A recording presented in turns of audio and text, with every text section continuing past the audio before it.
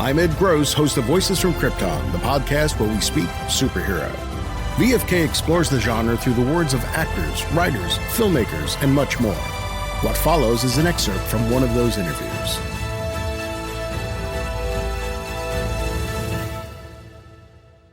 It feels like the tone of the film is an interesting reflection of where the movies are going, in the same way that the Justice League films, particularly in the last run, sort of coincided with Zack Snyder's take on Superman and that universe, that darker take.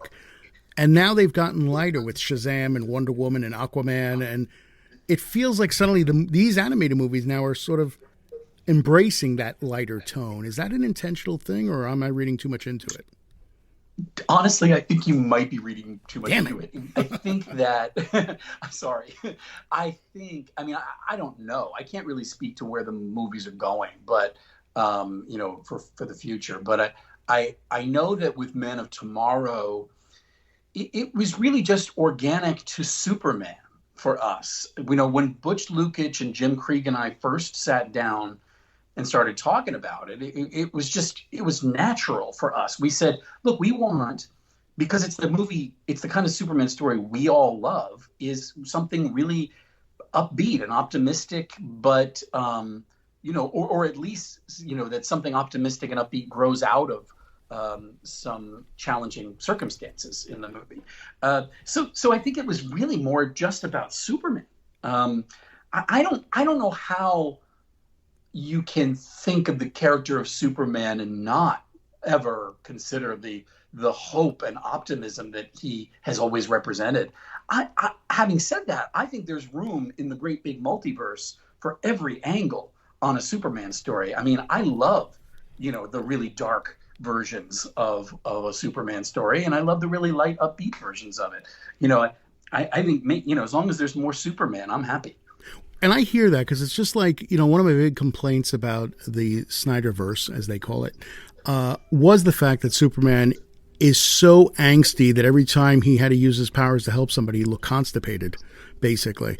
But I still had the same reaction when they announced the Snyder Cut was coming. It's like, oh, I get to see more Henry Cavill as Superman. So right. I'm thrilled about There's another that. one who's just perfect he really rose to the moment, like just the right guy at the right time to play Superman. He's great. And we should get more of him as Superman. Why not? Absolutely. I think there is I don't want to get too deep into, other creators and other filmmakers and other, their takes on stuff. But, for those who maybe are not fans of the Zack Snyder Superman, I think there's a fundamental misunderstanding of what Snyder's doing and has done. I think that there is great hope and optimism in Henry Cavill's Superman, in Zack Snyder's Superman. It simply because we see him go through the darkest of circumstances, doesn't make Superman, a dark, mirror version of Superman.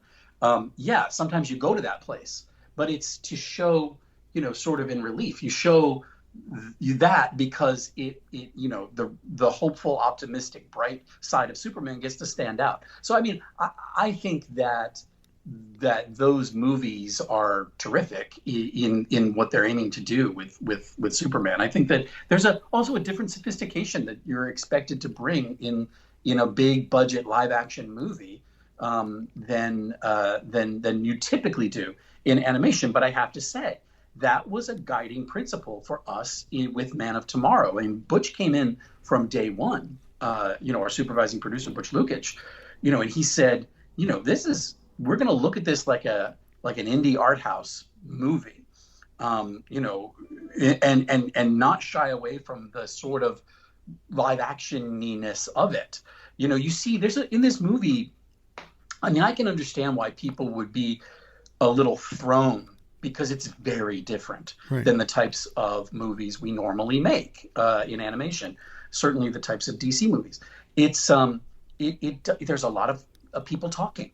There's people, figuring things out together, and rooms, the things that you see on TV a lot. Two people sitting and having a conversation. Yeah. There's a scene in the movie with Martian Manhunter and Clark sitting at the Kent's Yes, I was just thinking kitchen of that. table, and does that if I had gone in and pitched, okay, here it is, it's Clark Kent and Martian Manhunter, and they've met for the first time, and they're sitting and having tea at a kitchen table. Riveting. It sounds crazy, Yeah. right? But that kind of thing is what you see, what you would expect from any good character-driven live-action story. So why don't we do it in animation? Why don't we lean into character and revealed through conversation and